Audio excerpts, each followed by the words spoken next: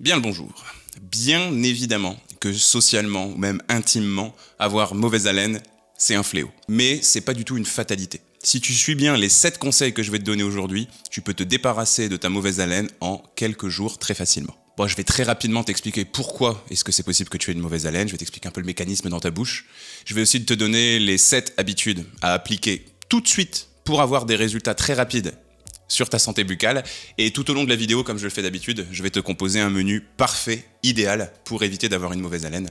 Donc n'hésite pas à rester jusqu'à la fin. Et on commence tout de suite. Alors déjà, pourquoi est-ce qu'on a parfois une mauvaise haleine ? Il y a plusieurs causes à ça, et il ne faut surtout pas que tu penses que c'est toujours lié à un problème d'hygiène buccale. Même si, bien évidemment, si tu te brosses pas suffisamment les dents ou pas de façon convenable, ça va augmenter les risques d'avoir une mauvaise haleine. Mais c'est pas ce qui nous intéresse aujourd'hui. Ce qui nous intéresse aujourd'hui, c'est le lien avec ton alimentation. Et premièrement, il faut que tu saches que tu as des aliments qui vont augmenter tes risques d'avoir une haleine un petit peu dérangeante. Alors premièrement, bien évidemment, tous les aliments qui ont une odeur un petit peu forte. Je pense au fromage, je pense aux poissons, aux crustacés, je pense aussi aux choux, je pense à l'ail, je pense à l'oignon. Bien sûr que c'est des aliments à mettre un petit peu de côté.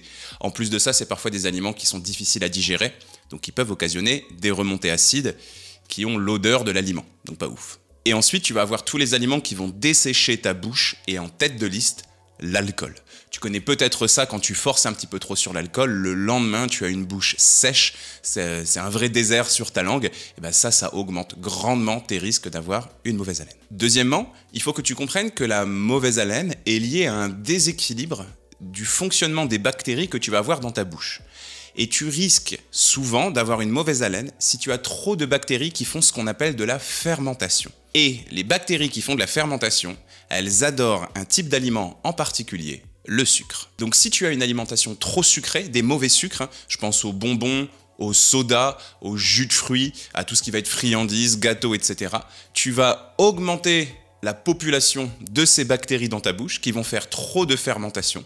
Et trop de fermentation, c'est l'assurance d'avoir une odeur de bouche désagréable. Bien, maintenant qu'on a dressé le tableau, attaquons le vif du sujet. Et le premier aliment que je vais te conseiller, c'est la pomme.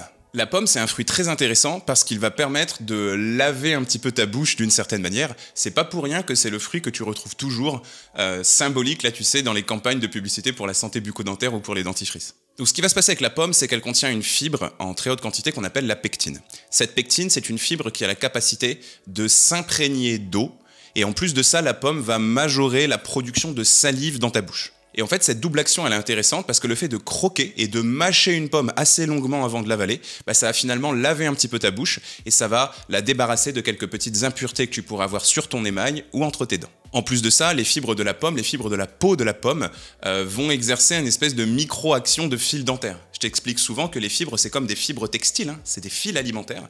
Et en fait, en mâchant ta pomme, tu vas avoir cette pectine qui va passer entre tes dents et ça va permettre d'aller nettoyer un peu plus en profondeur d'une certaine manière ta bouche. Et enfin, troisième intérêt, la pomme, comme beaucoup de fruits et comme beaucoup de légumes bien sûr, est très riche en antioxydants et ces antioxydants vont aller un petit peu gêner la surpopulation microbienne que tu peux avoir dans ta bouche, ça va un petit peu faire le ménage dans tout ça et bien évidemment, tu auras compris que pour ton haleine, c'est top. Donc pense-y, même si beaucoup de mes patients me disent que la pomme c'est un fruit un petit peu chiant, parce que c'est un peu le fruit typique français qu'on mange depuis qu'on est enfant, essaye d'y penser une fois de temps en temps, et en plus ce qui est cool avec la pomme c'est qu'elle est de saison toute l'année, et ici si tu l'aimes, je vais te conseiller les moins sucrés si possible, plutôt les Granny Smith. Et dans le menu que je compose tout au long de cette vidéo, j'ai fait de la pomme le dessert du déjeuner. Deuxième aliment très intéressant pour lutter contre la mauvaise haleine, c'est le citron. Le citron est très intéressant, premièrement parce qu'il contient beaucoup de vitamine C, comme tous les agrumes, tu sais, le pamplemousse, etc. Ici, l'action, elle est vraiment la même que celle que je te décrivais il y a quelques instants avec les antioxydants de la pomme, donc je vais pas te répéter le tableau. Mais ce qui est aussi intéressant avec la vitamine C, c'est qu'elle est connue pour optimiser, je dirais, la fabrication du collagène. Le collagène, c'est un tissu de structure qui compose ta peau, mais qui compose aussi tes gencives. Et en fait, avoir comme ça un entretien de tes gencives, ça va être intéressant, parce que ça va permettre d'éviter que tu aies des creux dans la chair de tes gencives où certains aliments peuvent venir s'installer. Pour faire simple, en fait, ça va limiter les risques d'infection de tes gencives et bien évidemment, de l'infection et une mauvaise haleine, c'est intimement lié. Deuxièmement, le citron est acide. Mais attention, il n'est acide que dans ta bouche. Une fois que tu l'as avalé, ça peut paraître bizarre, mais arrivé dans ton estomac, il devient basique ou alcalin, comme tu veux, l'opposé d'acide. Mais tant qu'il est dans ta bouche, cette action acide, elle va être très intéressante. Premièrement, cette acidité va augmenter la production de salive. Et du coup, la salive, c'est de l'eau. Et du coup, c'est vraiment idéal pour aller nettoyer ta bouche. Je te rappelle que l'eau, c'est le premier nettoyant de ton corps. Et puis deuxièmement, l'acide du citron, qu'on appelle acide citrique, citron, citrique, tu vois que c'est la même racine de mot, va encore une fois empêcher la prolifération des fameuses bactéries dont on parle depuis le début de la vidéo, parce qu'elles aiment le sucre, pas l'acidité. Et du coup, le fait d'avoir une modification comme ça du milieu, une modification des conditions qu'il y a dans ta bouche, ça va diminuer leur prolifération. Dans le dîner que je compose tout au long de cette vidéo, j'ai décidé d'utiliser du citron pour assaisonner au dîner. Troisième aliment que je vais te conseiller pour lutter contre la mauvaise haleine, c'est le concombre.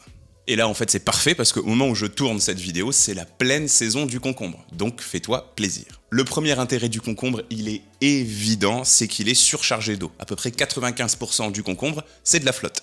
Et encore une fois, je vais pas te refaire le topo, tu auras bien compris que de l'eau, c'est plus de salive, donc ta bouche qui est plus facilement nettoyée. Ça, tu l'as compris. Deuxièmement, le concombre va avoir des fibres un petit peu similaires à celles qu'on va retrouver dans la pomme, particulièrement si tu laisses un tout petit peu de peau à la surface de ton concombre. Moi, personnellement, ce que je fais, c'est que je l'épluche un coup sur deux. Pareil pour les courgettes. Et cette action des fibres va encore une fois permettre de nettoyer ta bouche en profondeur, mais aussi entre tes dents. Mais en plus de ça, le concombre fait partie des aliments les plus rafraîchissants qu'ils soient. Il y a un mélange de composés entre les fibres, la teneur en eau, mais aussi sa teneur en chlorophylle, qui lui donne sa couleur verte très intense, qui en font un aliment très intéressant pour se rafraîchir.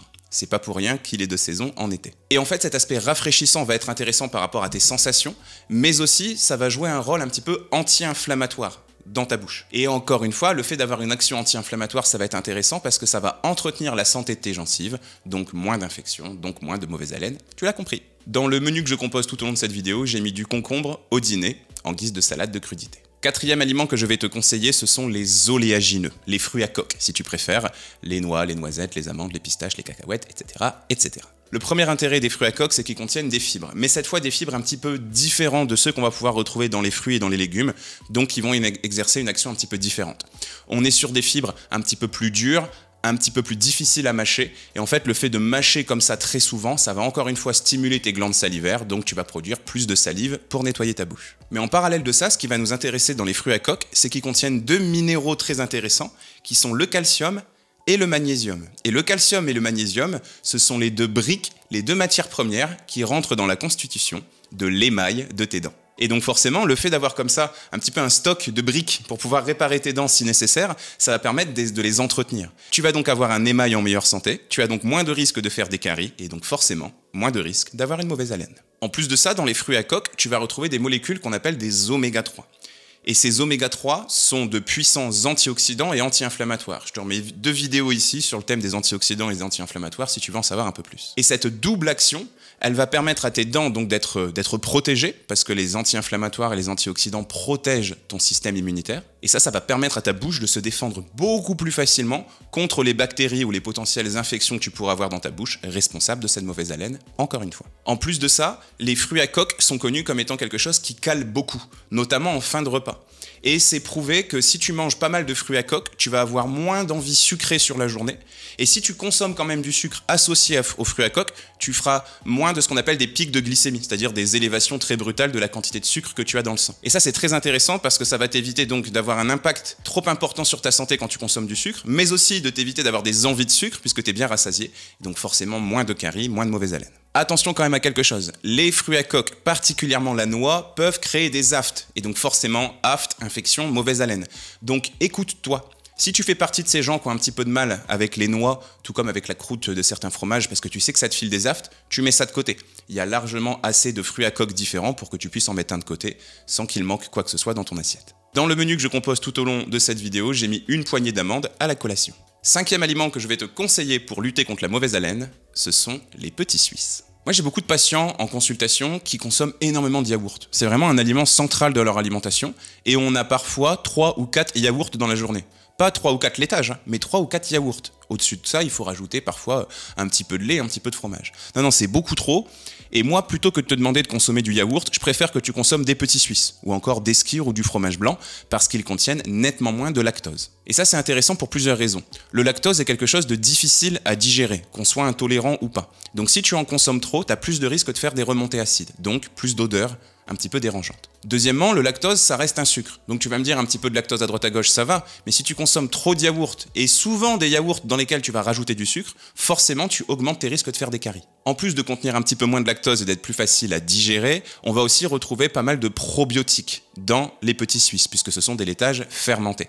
Ces probiotiques, ce sont des bactéries qui vivent partout dans ton corps, mais particulièrement dans ton système digestif, et il y en a beaucoup dans ta bouche. Attention, pas de panique, ce sont des bactéries qui veulent ton bien.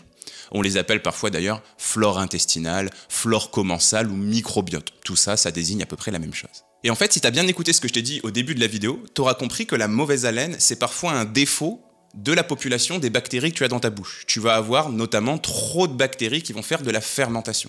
Et bien le fait comme ça de consommer des probiotiques, c'est-à-dire des bactéries qui sont bonnes pour toi, mais complètement naturelles parce que retrouvées dans les aliments que je viens de te citer, ça va permettre de rééquilibrer un petit peu la population microbienne dans ta bouche. Ça va faire un petit peu le tri dans tout ça, et tu auras moins de bactéries qui font de la fermentation, donc moins de mauvaise haleine. Ici, j'ai décidé de mettre 2 petits Suisses en dessert pour le dîner. 6e conseil que je vais te donner, je l'aime beaucoup celui-ci, pense à consommer souvent des herbes aromatiques fraîches. Des aromates, quoi, si tu préfères. Donc ici, je te parle de la menthe, du romarin, du basilic, du persil, bref, tu auras bien compris cette belle famille d'aliments dont je te parle souvent parce que ce sont de véritables trésors nutritionnels. Dans le cadre de la mauvaise haleine, les aromates sont très intéressantes parce qu'elles ont des propriétés antibactériennes. Et la plus connue de toutes, c'est le menthol qui donne son goût si particulier à la menthe, bien sûr. En fait, c'est assez simple, hein, l'action de ce genre de molécules, ça va tout simplement éviter la multiplication des bactéries. Donc en fait, les bactéries vont arrêter de se reproduire dans ta bouche, et comme tout être vivant, elles vont mourir de façon plus ou moins naturelle, et donc du coup, elles vont diminuer petit à petit grâce à l'action de ces fameuses molécules.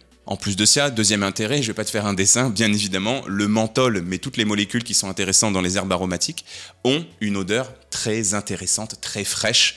D'ailleurs, la plupart des chewing-gums, des bains de bouche ou encore des dentifrices qui sont faits pour avoir une haleine fraîche ont un goût mentholé, bien évidemment. Donc ici, on va retrouver différentes molécules. Je te parlais du menthol, bien sûr. Je pense aussi à quelque chose qu'on appelle l'acide rosmarinique, qui donne son goût au romarin et au basilic, qui est quelque chose de très frais. Je pense aussi à la chlorophylle, qui est le pigment vert des herbes aromatiques, qui a encore une fois ce côté très très frais en bouche qu'on va exactement rechercher ici. Bon, par contre, attention, je fais une toute petite parenthèse, fais quand même un petit peu gaffe à tout ce qui va être chewing-gum, notamment si des chewing-gums qui contiennent du sucre. Pas de faire un dessin, tu auras bien compris que c'est pas le but. Fais aussi attention peut-être aux bains de bouche, les bains de bouche qui sont trop agressifs. Je viens de t'expliquer il y a quelques secondes que tu avais des bactéries qui vivaient dans ta bouche et qui sont là pour ton bien.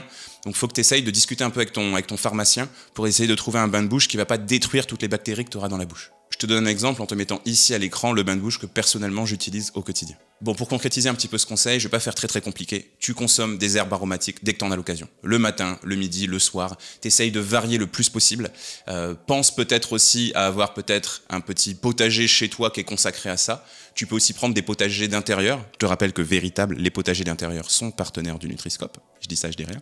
Mais voilà, tu vois, l'idée c'est quand même d'en avoir chez toi pour que tu puisses peut-être, je sais pas, ouvrir ta fenêtre, regarder un petit peu ce bac et avoir le choix entre 5-6 aromates. Tu te prends pas la tête, t'en prends un petit peu de chaque. À chaque repas, tu varies un peu les plaisirs. C'est délicieux, c'est bon pour la santé et c'est bon pour ton haleine.